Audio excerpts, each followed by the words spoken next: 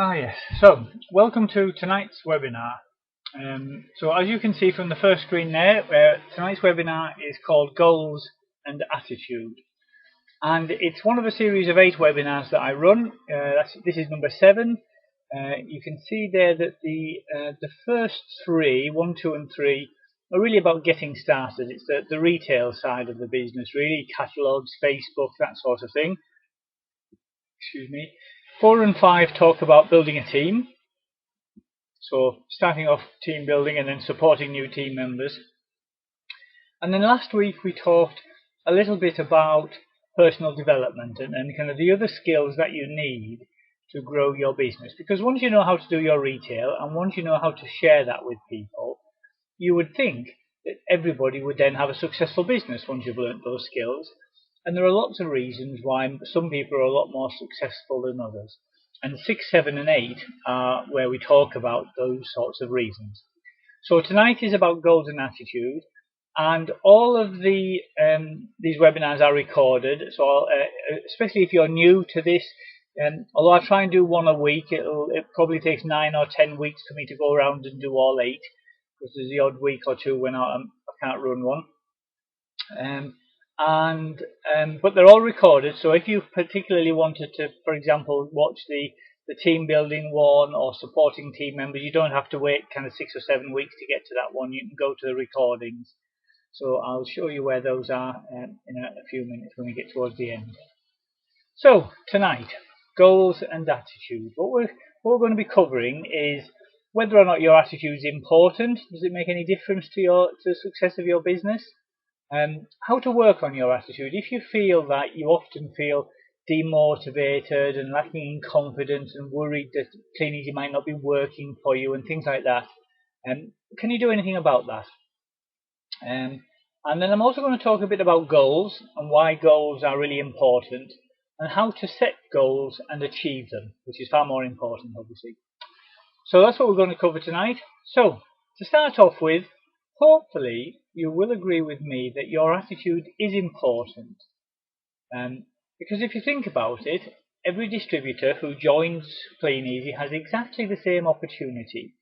You all have the same catalogues. We all have the same products that we can promote through those catalogues or on Facebook and online. We all have the same costs and overheads to our business. We all have to pay the same startup fee to get started. And we all get paid and rewarded in the same way. We all get paid in the same plan.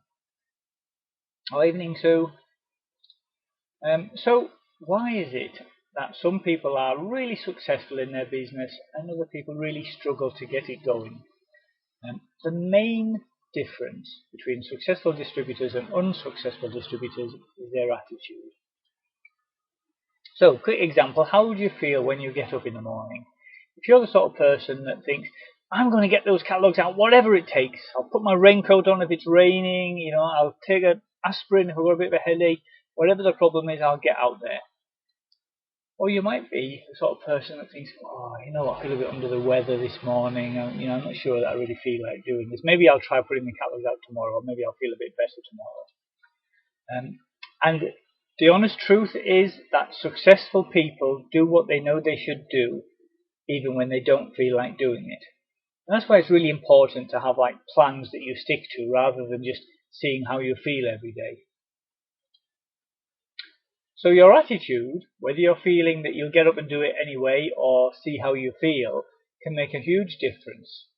So, as an example, as I just gave you there, it helps you to put your catalogues out, even if you're feeling a little bit under the weather.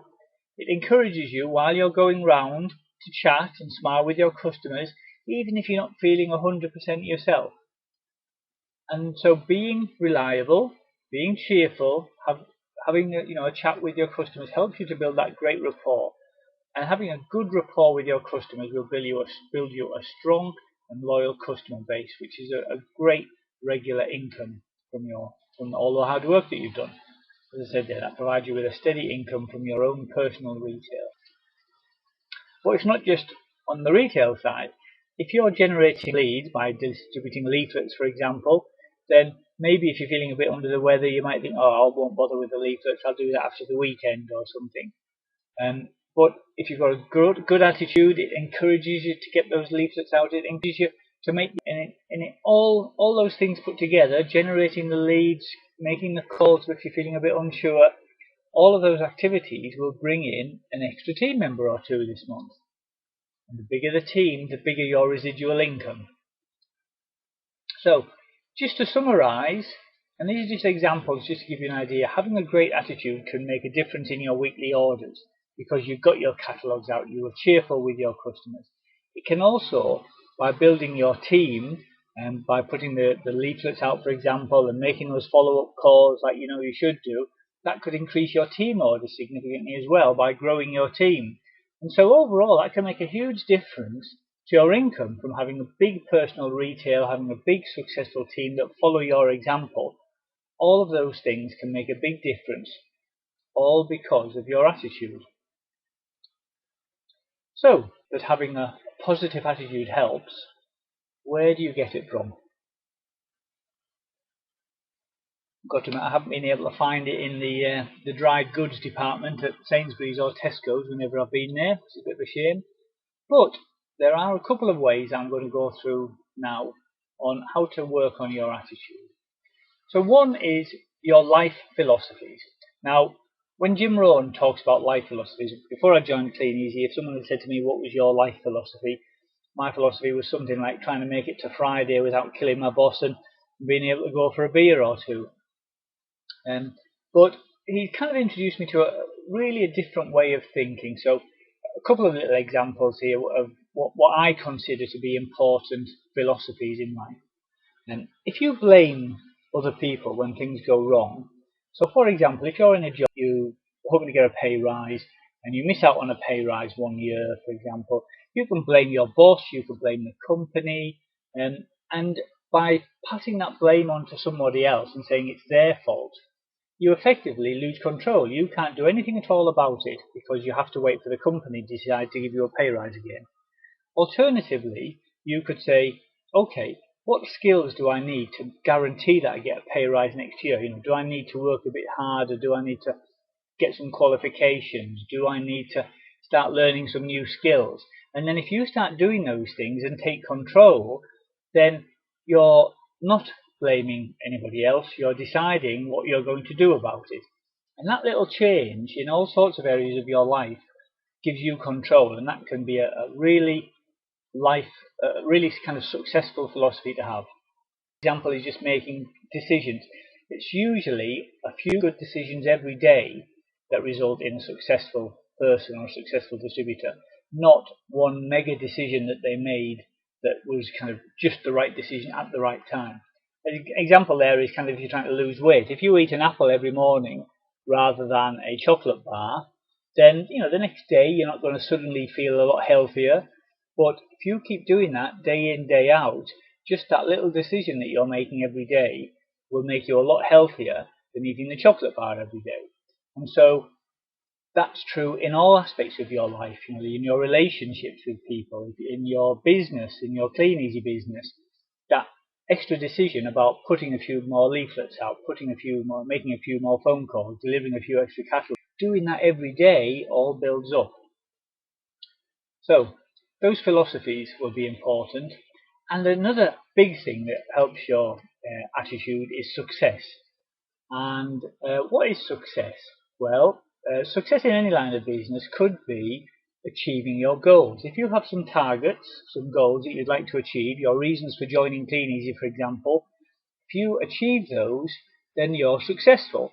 You know, you're not comparing other people's success with your own. It's whatever's important to you.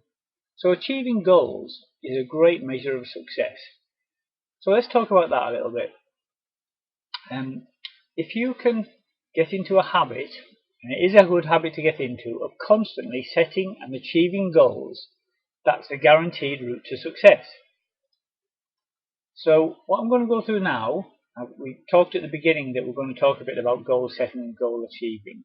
Is a little step-by-step approach to setting goals, achieving them. And if you do that over and over again, you're constantly setting goals, achieving them, setting more challenging goals and achieving those, setting more exciting goals and achieving those. That constant achievement gives you a fantastic feeling of success. and a fantastic improvement in your attitude. So the step-by-step approach that I'm just going to go through very briefly this evening there's 3 steps here. So firstly, you need to decide what goals are important to you. We talk a lot in Kleeneze about your reason why. Why did you join Kleeneze? What are your important reasons? Because everybody has different reasons. So you have to think about what goals are important to you.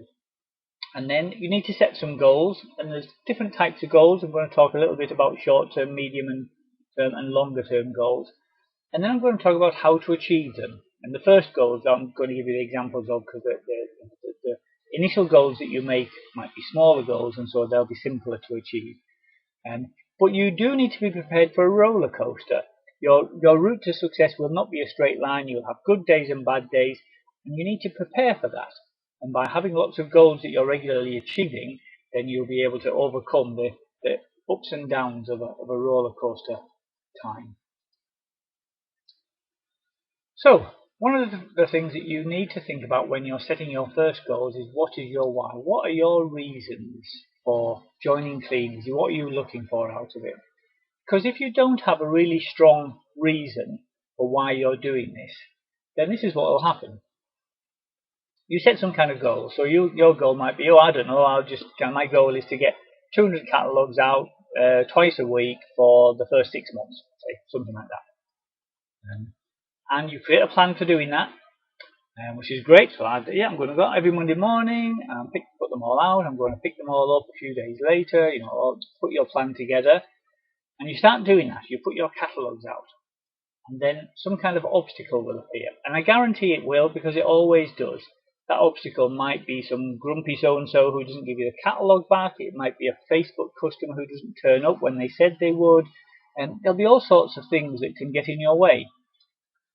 And if the obstacles don't appear, if there are no obstacles in your path, it's because your goal isn't ambitious enough. So a strong reason why will help to motivate you to overcome those obstacles. So if you get a grumpy so-and-so and you're thinking, well, my goal was to put 200 catalogues out, that might not particularly excite you. So having a strong reason why, not just if you like, a number that you're trying to hit, will really help you to overcome these obstacles. And what I find is the most important, or the most successful reasons, the most successful goals, are usually emotional ones. So they're tied to, for example, your family.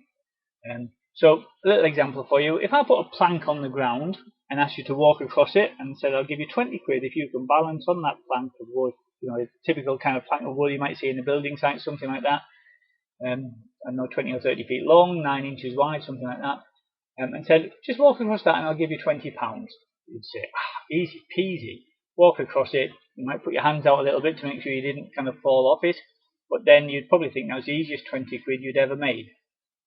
However, if I then took that exact same plank of wood, took it up 40 stories at the top of a skyscraper, and put it in between 2 skyscrapers, so it was, whatever it was, 1,000 feet up in the air, and just said, there you go, is that exactly the same plank, walk it again and I'll give you another 20 quid.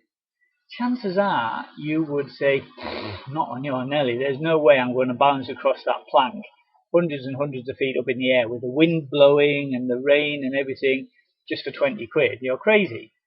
So all of a sudden there's an obstacle in your way, and 20 quid isn't really a big enough motivator to make you go ahead and do it anyway, to overcome that obstacle. However, if that same plank was in the same buildings, and in the building over the other side of the plank, your young daughter was in there, for example, and the building was on fire, and there was no way she could escape other than to walk across the plank towards you, and she was absolutely terrified and could not walk across. The only way you'd be able to rescue her would be if you went across there, picked her up, and carried her back. Now, I guarantee you would find a way to do it. You might get down on your hands and knees, you might tie some rope round your waist and tie it to the plank. You would work out a way to overcome that obstacle. Because the 20 quid might not be enough, but obviously having your loved one in a building where the plank was the only way to rescue them, suddenly that obstacle becomes fairly easy to overcome because you have a strong reason why. So hope that kind of explains the reasons why thinking of powerful goals is a great way to lead to a successful business. So your first step towards defining your goals, setting them to achieve and achieving them, is thinking about the sorts of things that are really important to you.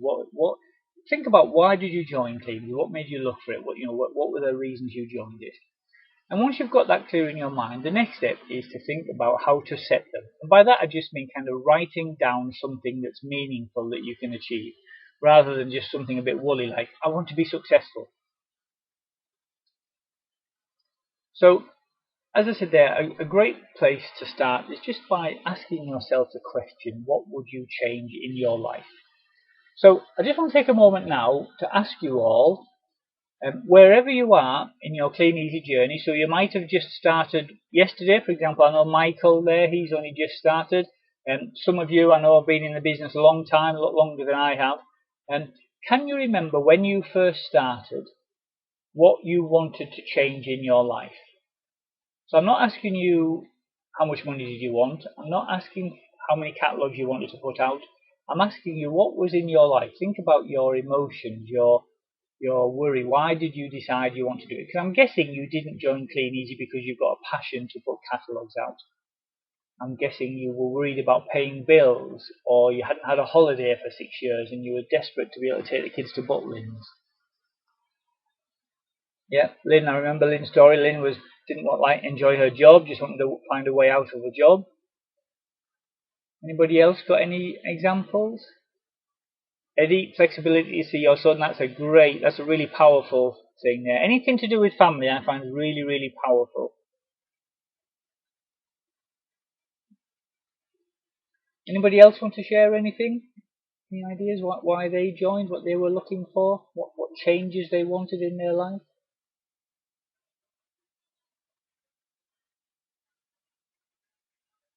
Buying a house, Fran, wonderful. That's really, really important. A lot of people kind of wanting to kind of improve their circumstances and so on. Okay, thanks, Pete. Thank you for that. Improved lifestyle. Saving for a holiday, Shan. That's a great one. That. Okay, so thanks for that. There's some great examples there. Hopefully, if you weren't sure why you joined at the time, it'll start to make you think a little bit about what you would like to change in your life now. So when you're setting goals, one thing I recommend you do is spend a bit of time thinking about goals in 3 different ways. So the first one should be a short-term goal. So this is something to achieve within kind of 3 months, let's say. So an example of that might be you'd like to buy a new laptop. Maybe you've had a look at the laptops and you want, I don't know, £500 to be able to buy yourself a brand new laptop. Or you want to take the kids to a day out at Alton Towers. So, 4 kids, you want to drive up to Alton Towers, have the pizza and everything. If you include all the costs of all of that, that could be a few £100s as well. So that could be an example of something that you'd really enjoy doing, would be really useful to you, and you can achieve that fairly quickly. Now, medium-term goals are normally things that I talk about in about a year. So that could be, for example, you're looking to pay off some debt. Maybe you've got a credit card, you're really struggling to get on top of that. You just want to be able to pay that off. Or, if you haven't had a family holiday abroad for a while. So Shan was saying being able to take the 4 children abroad. Maybe a family holiday in Spain is something that you'd really love to be able to do. Where are we now? We're in August, so 12 months from now will be next summer. That would be a great goal to set yourself. And the third type of goal is something a bit more long-term, something that could be really exciting. So it could be something like Fran was saying there, she'd love to be able to buy herself a house. So saving up for a deposit on a new house, or buying yourself a brand new car, or whatever it might be. But something exciting that really you can visualize, and you can really sort of see, you can kind of start to think about how your life would be in a few years if you were living in your own house, or if you had this brand new car that you were really pleased with. So a great way to get started on this is just to start to think about, and I've only just whizzed through it now, it's really a good, worthwhile spending an hour or so with your partner, writing down all sorts of ideas of what you'd like to do, and think about which of these could we do in the short term, which are medium term, which are longer term, and so on. And then that's a great activity, great thing to do. That you can all have lots of fun doing that. And the next step then is to think about, okay, how do we actually achieve those goals? It's all very well writing down these great ideas, cutting out pictures from a magazine, but how do you actually achieve them? So whether that goal is, for example, a new laptop or a family holiday or a Mercedes, what would you need to do to achieve that? Now, the goal is something that's going to change your life. Hopefully, having the house or the holiday, something that you'll find really exciting. Now, that change, you need to, the way you're going to achieve that, you're going to implement it, you need to achieve some results. So those results could be orders from your customers. They could be your first bonus if you're trying to get your 10% bonus or 13% bonus. It could be by building some team members so that you're starting to build up a bit of a residual income rather than having to do it all on your own. Those are the results that you want to aim for. And in order to get those results, the orders don't just turn up on their own, the bonus doesn't just get delivered into your bank account by you sitting around waiting for it. You need to take some actions. So what I want to just make you start to think about a little bit is, if you've got some goals and you will be able to afford those goals or achieve those goals by getting some results, then what actions would you need to take in order to achieve the results that you need to be able to deliver those goals that you're aiming for? So let's take those examples I mentioned earlier. Suppose your short-term goal is to be able to buy yourself a new laptop. So I have no idea, say £500. That sounds like a reasonable figure for a laptop. To earn yourself £500? Well, for example, you could put out 200 catalogues twice a week. If you did that over 3 months, there's a pretty good chance you're going to be earning yourself £50 a week.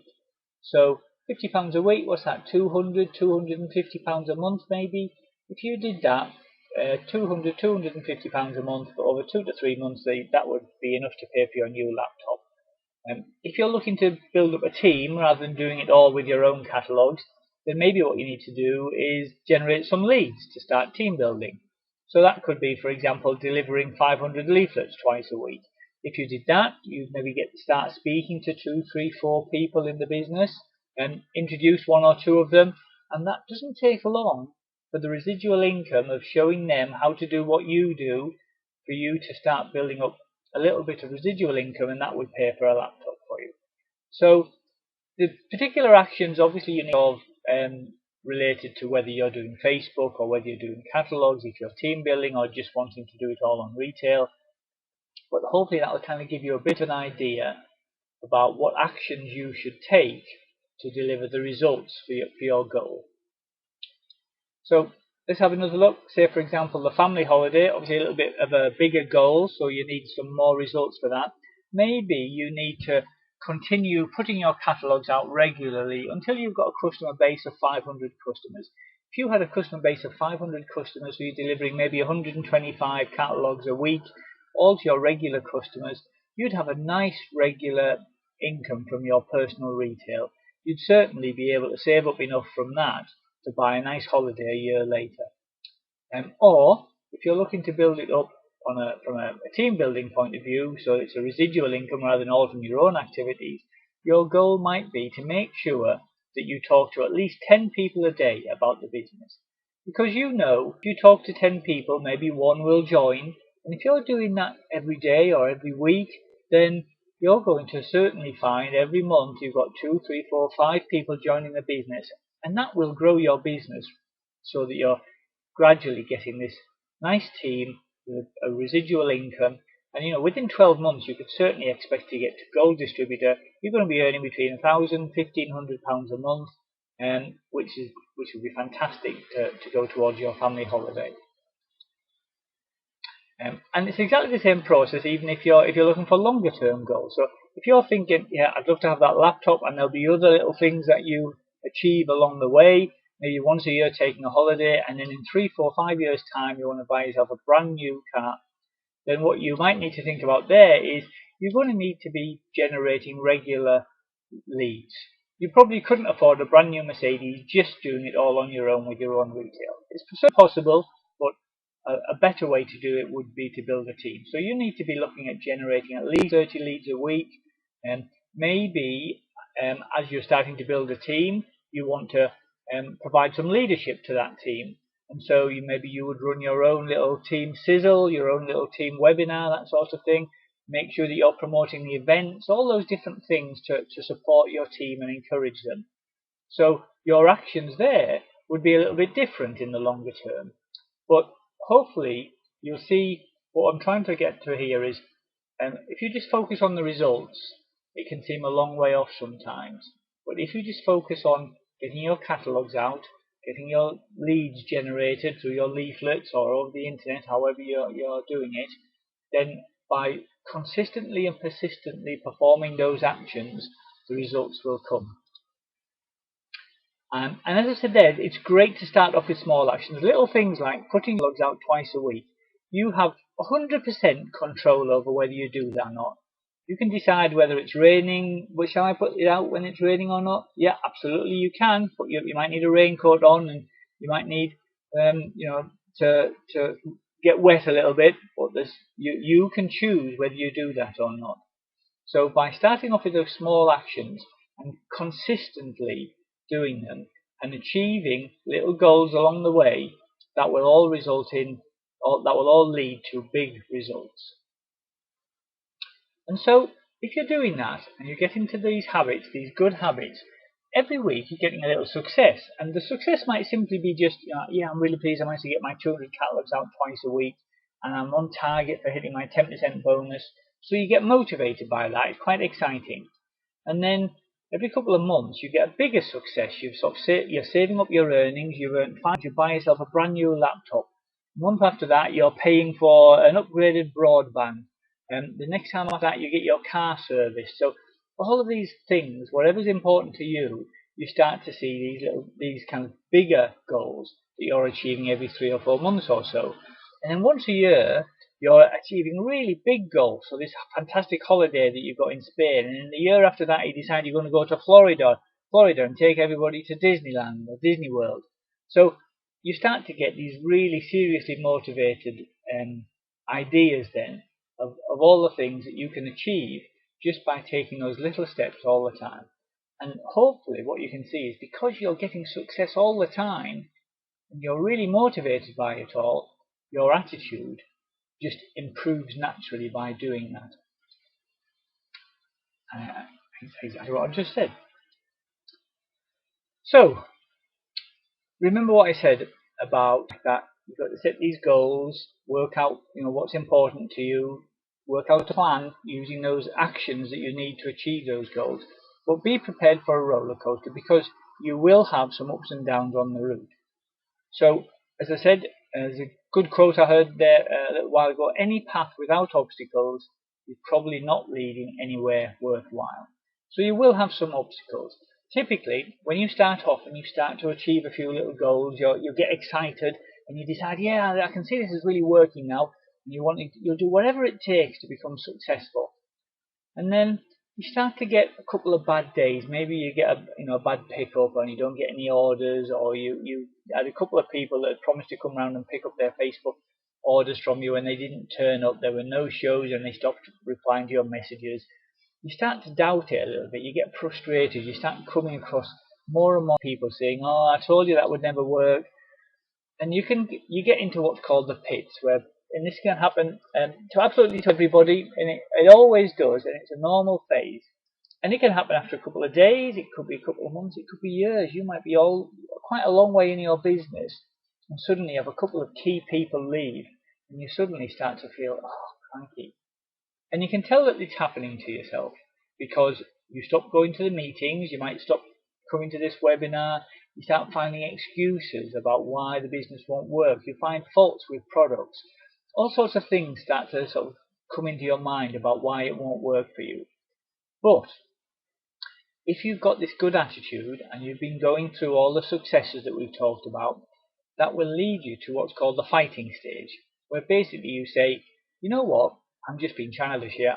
I know that the only people that are not successful in Kleeneze are the ones who quit. So if I never give up, I know that my next success, my next goal is just around the corner.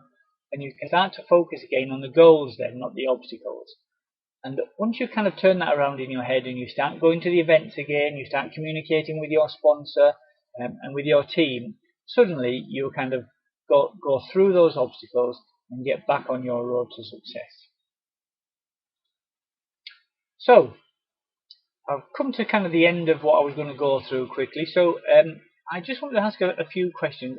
Is there anybody who's got any short-term goals that they want to share with us and that they've kind of thought about since we started doing it? Anything that you're hoping you'd like to buy for yourself or treat yourself to?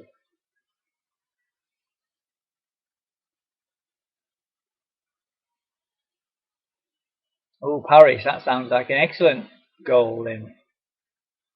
Yeah, Andrew and Amanda going to gold. What would you treat yourself to if you got to gold, Andrew and Amanda? Eddie, paying for that laptop, that's a great goal, that. You just need to be focused and disciplined. A new sofa. Oh, that's great. I love something like that because it's really visual. You can kind of start looking around at things that, the different colours and the materials and things like that. So that's great. That's excellent. I'm really pleased, guys. There's some really good ideas there about things that you can go for. I would say, Fran, and we got Mike and Amanda and Andrew there. And saying that you want to go to gold is great, but a more powerful target, if you like, a more powerful goal is what would you do with the money that you'd got there? What would you how would that change your life? So have a think about that. Okay, and then what about longer term goals? Is there anything that they would really like to be able to do in the next year to 5 years? Yeah, Sean, that's great. I mean, with your kid, Christmas, I can imagine Christmas, if you're not having to skimp on it, would be such a fantastic experience for you all.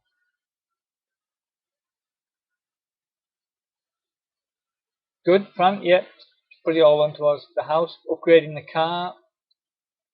Ah, Davina, that's a great one. Family in Australia. Ah, Eddie, you're such a softie. That would be lovely, that, wouldn't it? Now, see that. Now that's a great goal. That. Oh, Kathy, trip to Florida. Oh, look, you guys are amazing. You've already thought of some fantastic goals. So I would say write those down. Start thinking about writing these down because if you just think about it now and then you forget about it in 20 minutes time when the webinar's ended, then it hasn't helped you at all. But if you write it down so that you can say to yourself, this is my 12-month goal, and how can I down into some smaller goals to help me achieve that? And the question that you need to ask yourself now is, are you taking the actions that will inevitably lead to that result? Okay, so I'm pretty much wrapping it up now, guys. That was number 7, goals and attitude. Next week, we're talking about personal development. If you don't want to wait until next week and you're really interested in that, the recording of personal development that I did this time 8 weeks ago is all available, and the recordings are on YouTube. So if you go into YouTube and just do a search on Chris Smith Kleeneze, you'll find all of the recordings from all the different webinars that I've run over the weeks. So you can go back over this one if there's anything that you missed that you just wanted to repeat, or go and have a look at any of the other ones that I've got up there. So I'm going to call that a day. If I'm happy to hang around for 5-10 minutes, so if anyone's got any questions or anything they wanted to go over, then please feel free to type away.